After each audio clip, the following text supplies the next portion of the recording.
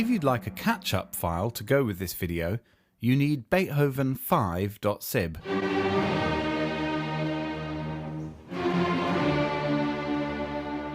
You've completed 2 of the 4 parts in the string quartet now, but while we've been busy learning Sibelius's note entry methods, we've missed several other important elements of the score, namely dynamics and phrasing. Let's get cracking on dynamics first. At the opening of the score, each instrument should have a P marking. To add a written dynamic, you use expression text. You could get this under the text tab, but since you'll probably add a lot of dynamics in your Sibelius career, let's learn the shortcut. Select the first note in the first violin, and then press Ctrl and E or Command and E on a Mac. A cursor immediately starts flashing below the note. Sibelius is smart. It knows that that's where the dynamic goes. In fact, it's so smart that it knows the exception to that rule, vocal music, where the dynamic goes above the staff to keep it out of the way of the lyrics. If you just type P now, you'll get a rather wimpy looking dynamic, not the kind of dynamic you've got in the score you're copying. Delete that, and this time hold Ctrl or Command as you type the P. When you do this, it tells Sibelius to use its special dynamics font, and it looks splendid. You might be wondering why expression text doesn't just always use this special font to save you holding Ctrl or Command. The reason for this is that sometimes you'll want to use them in combination. For example, if I write P Cresh on the staff, then I can have the best of both worlds. In fact, you need to do this at bar 13, so why not try it now? And, of course, to add the same dynamic to the rest of the parts here at the opening, you don't need to select each and input the text again. You've already learned how to copy and paste dynamics in the first lesson, so go ahead and do that again now for any repetitions of the same dynamic.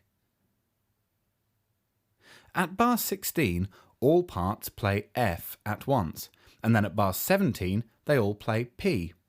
You can use a new feature here called Multicopy to input these dynamics in one part and then copy them to all the other parts in one go. To do this, put the dynamic in the top part and then select it, select the second dynamic, and press Ctrl and C or Command and C on a Mac to copy both dynamics. Next, select the other 3 parts in bar 6 and then press Ctrl and V or Command and V on a Mac to paste. If there isn't enough space for the dynamics, use Optimize Staff Spacing, as you've already learned to do in Lesson 1 to fix any clashes in the score.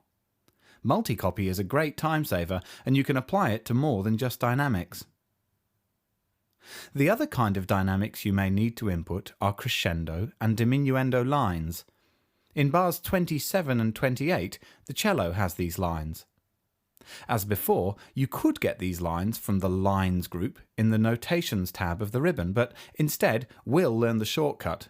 The shortcut is easy to remember if you've ever played in a jazz or a studio band, where they are often referred to as hairpins. Click the note in the cello part at bar 27 and press H for hairpin. A crescendo line is drawn to the end of the bar. Next, select the first note in the next bar and press Shift and H. A diminuendo line is drawn.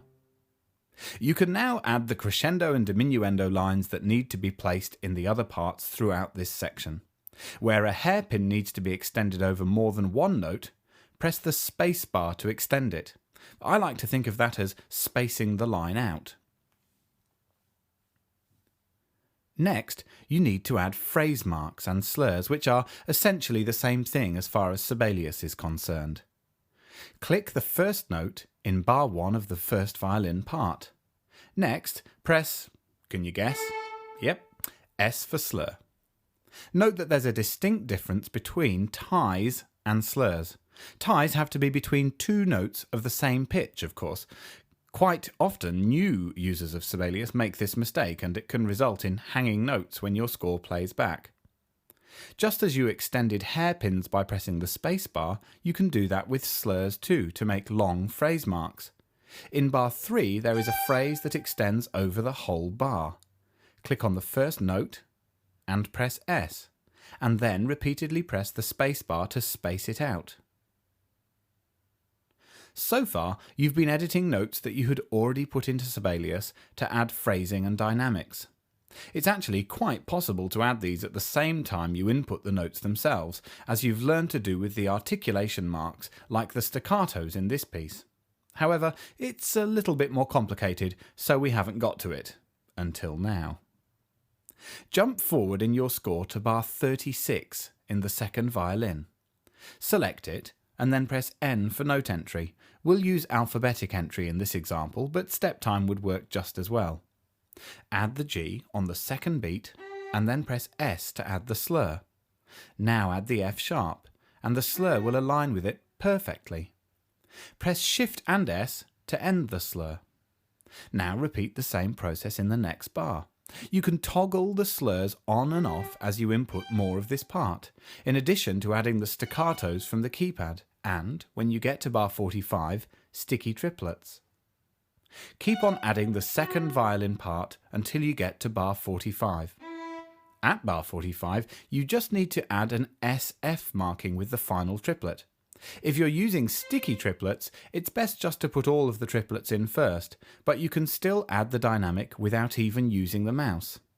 Select the C at the start of the final triplet, and then press Ctrl and D, or Command and E, as you already know to do to add expression text. Next, type the SF while holding Ctrl or Command, and then press Escape once to stop editing. At this point you can move the dynamics, which is still highlighted blue, with the arrow keys. Then press Tab to jump back to the note you started on. In this way you can use Tab to go through all the elements of your score. Try using it as you continue to copy the violin 2 part to bar 55. Once you reach bar 55, you can add a hairpin on the fly. Input the B half note or minim and press H for hairpin. Enter the next 3 notes and the hairpin will extend as you add them. Press H again to end the hairpin when you don't need it anymore, and in this case it is H, not Shift and H. There's a reason for that difference, but it's a little complicated to explain, so if you're eager to know, have a look in the book. As you've been working, you may have noticed that every now and then a slur will jump out of the way of a note you've just added, or a dynamic will make room for a note on ledger lines below the staff. You may also have noticed that when you select one dynamic, dotted lines and brackets appear that connect it to other dynamics. These little bits of magic show magnetic layout at work. If you drag a note down on top of a dynamic, you'll notice it jump out of the way. If there are other dynamics immediately above, below, or beside it, they will also jump to try and stay in line, which is good practice in music publishing. Similarly, if you drag a note in the middle of a phrase, the phrase mark will stretch to avoid the notes underneath it. If Sibelius runs out of space entirely, it turns collisions red. Of course, you already know that you can ask Sibelius to create more space in your score by optimizing staff spacing.